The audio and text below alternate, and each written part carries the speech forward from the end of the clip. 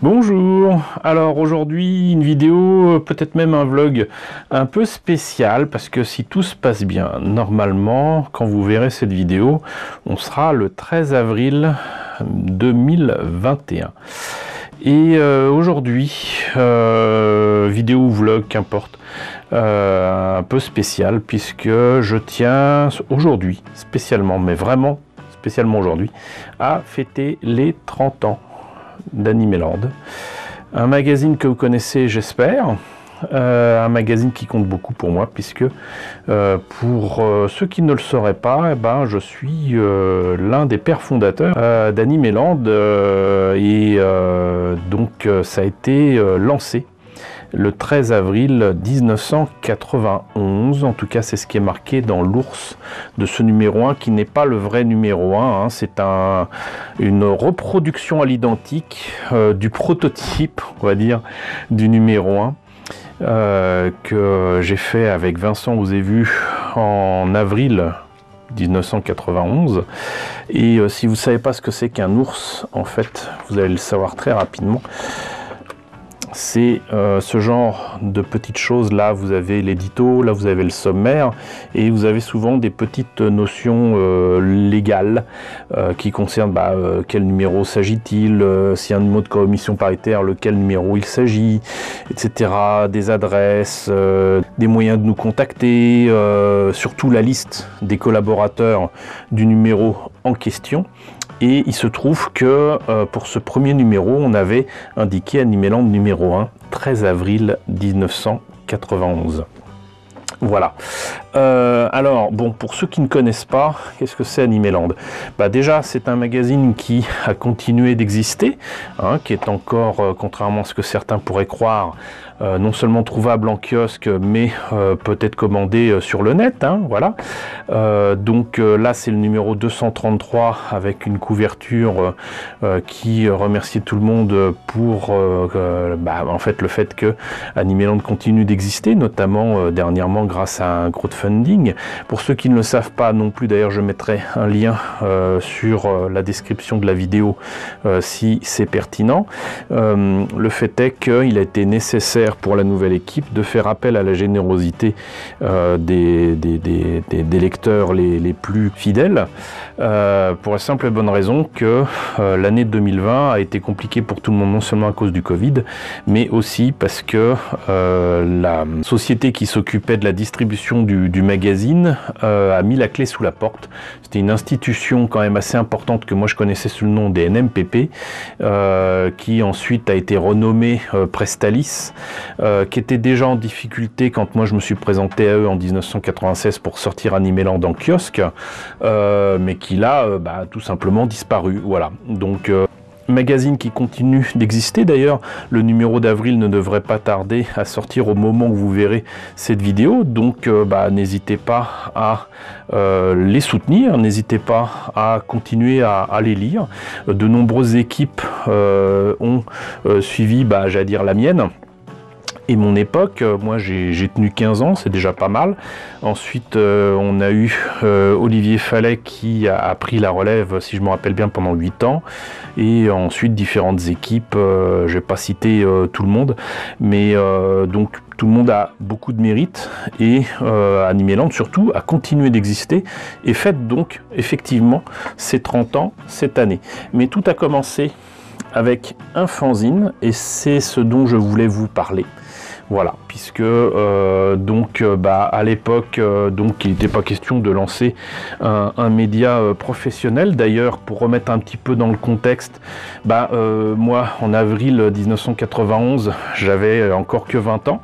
Il y a quand même quelques personnes qui ont participé à Animeland pendant de très nombreuses années, qui étaient déjà dans ce numéro 1. Comme vous le voyez, écrit interview exclusive, Moebius.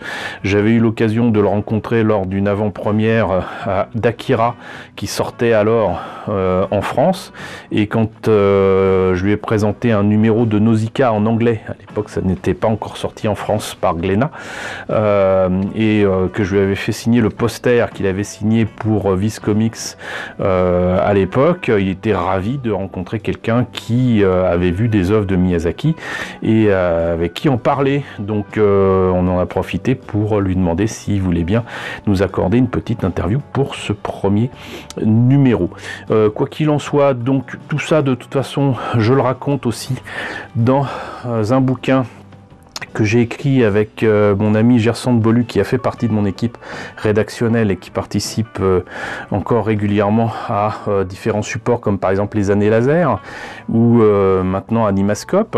Et donc c'était Big Bang Anime, et j'ai cru comprendre que pour l'anniversaire de Omake Books, le livre était de nouveau disponible. Donc si vous voulez en savoir plus, je vous conseille la lecture de ce livre. Je vais pas développer dessus, ça rime à rien, mais l'important c'est de noter que donc ce numéro 1 non seulement est sorti à une époque où il était nécessaire de défendre surtout l'animation japonaise, parce que le manga français, il n'y avait pas grand chose à part Akira à ce moment là, et avant ça des choses qui avaient été publiées par le Cri qui tue. Même si d'autres mangas avaient été sortis, bon, ça se comptait sur les doigts d'un manchot. Donc surtout c'est sorti parce que avec des amis, on s'est pris une sacrée gifle avec un gars qui avait pourtant, par le biais d'une association que j'avais rencontrée, demandé notre aide pour réaliser et surtout écrire un dossier sur l'animation japonaise. Et alors que je lui ai présenté entre guillemets son équipe rédactionnelle et les personnes qui avaient largement participé pour faire un dossier rapidement et efficacement, et au lieu de nous remercier, il nous a insultés, il a claqué la porte, il est même pas resté 5 minutes avec nous, on n'a même pas eu le temps de réagir ou de lui demander la raison pour laquelle il prenait très très mal le fait que j'ai réuni des spécialistes et des gens sympathiques prêts à travailler pour lui bénévolement, au lieu de finalement retourner cette colère contre les pieds dans le paf et mal réagir, on s'est tous réunis, ceux qui étaient là, notamment Vincent Osévu qui m'avait été amené par l'ami Pascal Lafine, coucou Pascal, en quelques minutes il a été clairement dit lançons du coup nous-mêmes notre propre fanzine. On a tenu au courant les pieds dans le paf parce qu'il était bien évidemment pas question de laisser passer ça, et les pieds dans le paf nous ont soutenus, donc ce numéro 1 est sorti extrêmement rapidement, puisqu'en fait c'est ni plus ni moins, à quelques détails près, que le contenu de ce qui était supposé passer donc dans un fanzine qui devait s'appeler Téléfiction. Et contrairement à ce qu'on voit ici, ça c'était donc en fait le prototype de couverture que je proposais pour le numéro 1. On ne pouvait pas imprimer en couleur parce que ça coûtait beaucoup trop cher à l'époque, et après de nombreux essais et surtout la visite d'énormément de lieux où on a pensé au départ faire essentiellement des photocopies, on est tombé avec Vincent en fin de journée, tout à fait par hasard, sur une imprimerie qui était à 2 pas des lieux que je connaissais très bien dans le 5e arrondissement, que sont Album Comics et les éditions DS, ou même encore Relais Jeux des cartes. Et dans ce 5e arrondissement, alors qu'on repartait, on tombe sur une imprimerie et j'ai dit écoute, tant qu'à faire, on n'a rien à perdre, essayons de voir s'ils peuvent nous faire un devis. Et très rapidement, en quelques minutes, le gars il dit écoutez, on peut vous faire ça pour, je crois de mémoire, il me semble que c'était 4500 ou 5000 francs. Par contre, pour avoir un prix correct, il nous fallait faire une couverture soit en noir et blanc, soit en bichromie. Bichromie, c'est donc tout simplement 2 couleurs. Donc il a fallu que je reprenne tout ça et que je fasse une version noir et blanc avec un montage toujours avec donc ce combat entre le Griffon et l'Ingram de Pat Labor. Donc ce que vous voyez là, c'est absolument pas la vraie couverture, j'insiste là-dessus. Et on a pu sortir ça très rapidement et ça a eu un succès de dingue malgré les 500 exemplaires tirés. Ça s'est vendu comme des petits pains et on a pu se lancer avec un numéro 2 qui est né aussi un petit peu dans la douleur et un numéro 3 donc que j'ai dû faire pendant l'été 91, là aussi dans la douleur. La vraie naissance en fait pour moi d'Animeland, c'est avec le numéro 3, avec vraiment la présentation et les rubriques définitives auxquelles j'avais pensé. Voilà. Début des années 90, tout était à faire, tout restait à faire et surtout c'était vraiment aussi le moyen de montrer qu'il y avait autre chose que les trucs censurés avec des génériques affreux qui passaient notamment sur TF1, de montrer qu'il y avait autre chose, qu'il y avait des séries de qualité, qu'il y avait des films de qualité et que surtout c'était pour un public jeune adulte, sinon adulte et certainement pas pour les enfants. L'idée principale pour moi autour d'Animeland, c'était pas tant de défendre l'animation japonaise, mais de défendre l'animation tout court et de dire que c'était pas limité aux enfants. Et que si on se mettait ça dans la tête, eh ben on avait certainement moyen d'apprécier les œuvres qu'on pouvait faire découvrir beaucoup plus facilement. Voilà. Écoutez, je pense pas que je vais développer plus là-dessus, juste ajouter que, tout comme je l'ai dit dans mon premier vlog d'ailleurs, si je me suis lancé dans l'animation japonaise, c'était pour en savoir un petit peu plus sur les maquettes et les jouets que j'aimais bien et que j'avais découvert dans les années 80, ça j'en ai largement parlé, mais c'était surtout grâce à la série Robotech et donc Macross quelque part que j'ai pu acquérir des maquettes, des jouets, des artbooks et tout ce qui s'ensuit. Voilà, s'il n'y avait pas eu Robotech, s'il n'y avait pas eu même les maquettes Robotech de Revell, j'en serais pas là non plus. Donc quelque part c'est aussi, j'allais dire, les 36 ans de ma grande passion dévorante qui a mené à la naissance quelque part d'Animeland.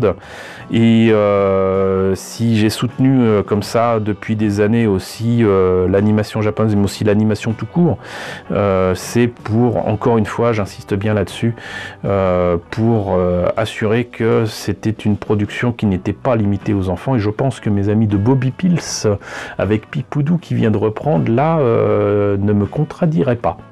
Voilà, donc écoutez, j'espère quand même que cette vidéo vous aura un minimum intéressé. L'idée principale, c'est de dire bon anniversaire Animeland, bon anniversaire et remerciements à toutes les personnes qui ont participé à Animeland, que ce soit dans mon équipe, dans les équipes suivantes, dans l'équipe actuelle, surtout actuelle, parce qu'il faut bien tenir la barre avec 30 années d'existence, hein, quand même, c'est pas rien.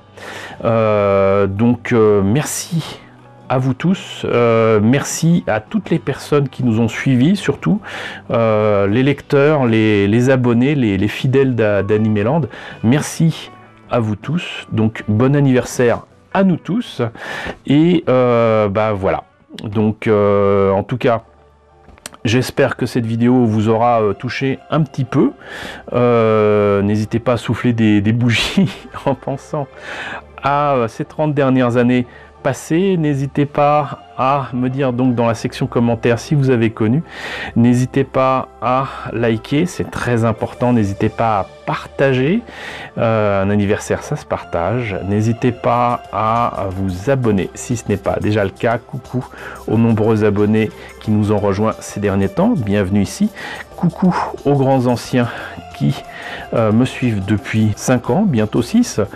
Merci à tous de votre fidélité, merci à tous de votre soutien sur Tipeee et sur Paypal. Surtout, prenez soin de vous, surtout en ce moment. Je vous laisse avec la liste des contributeurs de la chaîne et je vous dis donc à très bientôt, je l'espère, pour un autre anniversaire.